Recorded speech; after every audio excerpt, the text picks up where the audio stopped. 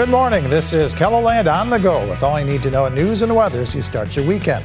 We also have your Boredom Busters coming up, but first, our top story. People gathered in Murdo Friday for the funeral of a firefighter who died in the line of duty. Captain Nicholas Van Dam died while responding to a grass fire earlier this week. Representatives from fire departments across South Dakota attended his funeral. Meanwhile, neighboring crews have been taking calls to help the Murdo Fire Department.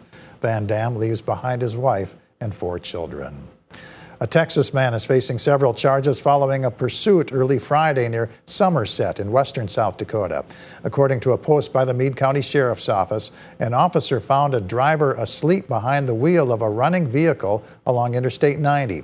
The Sheriff's Office says the officer spotted a drug pipe in the man's lap and an open container in the center console. The 29-year-old man from Dallas allegedly took off driving westbound on the interstate before being caught. He's charged with aggravated eluding, possession of a controlled substance, and DUI.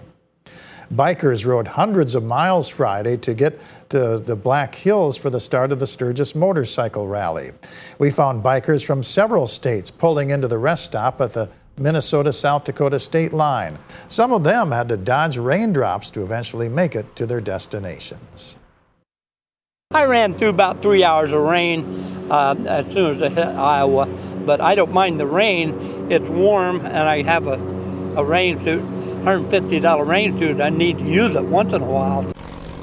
Paul Smith is encouraged by the mild weather to start the rally. He's planning on meeting his son in Sturgis so the pair can ride throughout the Black Hills during the rally. Let's take our first look at the forecast now. Meteorologist Jalen Borson. Hopefully those bikers can hold off putting on their rain gear for today. Right, and I think they should be okay with that. Last night they had some active weather there.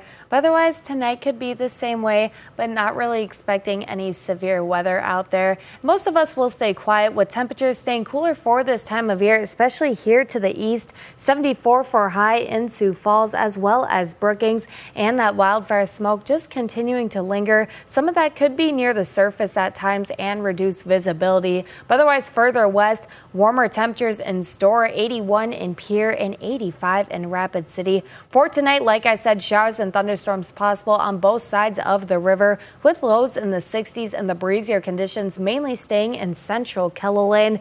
And for tomorrow, another cool day here to the east, kind of a rinse and repeat day. 73 in Brookings for highs, 72 in Ortonville with more chances for showers and thunderstorms. Most of this will occur in the evening and into tonight, just like how tonight could be as well. 83 in Pierre and 82 in Rapid City with more northerly winds. As we head into next week, though, a warm up on the way. We'll take a look at your 7-day forecast coming up in just a bit. All right. Thank you very much, Jalen. The 86th annual Sioux Empire Fair officially kicked off last night at the WH Line Fairgrounds in Sioux Falls. The gates open at 5 p.m. to people already waiting in line and getting excited for their favorite rides, food, and games.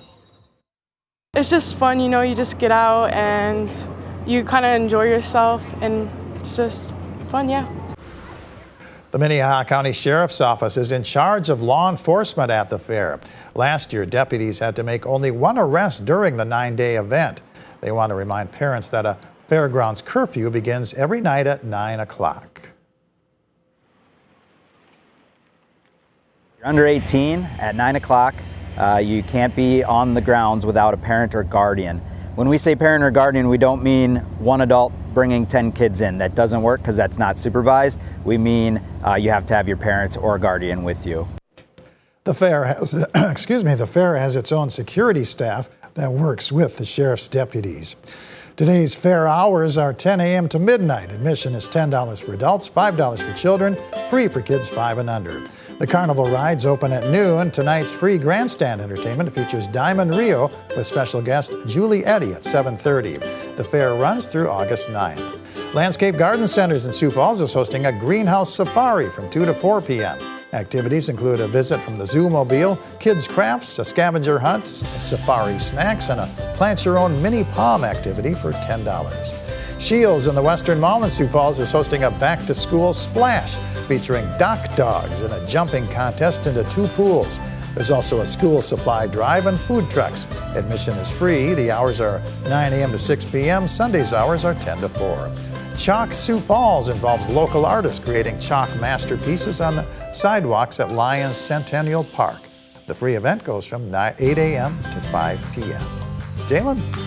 It is going to be another cool day here East River and in Sioux Falls. We're going to stay that way as we head into the rest of this weekend with a chance for showers and thunderstorms. Not expecting much for severe weather though as we go into the start of the week. Just some heavier rain could be associated, but mainly pockets of that. 77 on Monday here in Sioux Falls, 80 on Tuesday. Looking to be a more quiet day before unsettled weather returns in the middle of the week, and that humidity as well, and will gradually warm up as we go into next weekend. Similar story in Aberdeen, but on and off chances for showers and thunderstorms. We'll keep an eye on that, but 81 there on Tuesday, 83 on Wednesday with some breezier conditions, but more seasonable for this time of year as we go into the end of next week.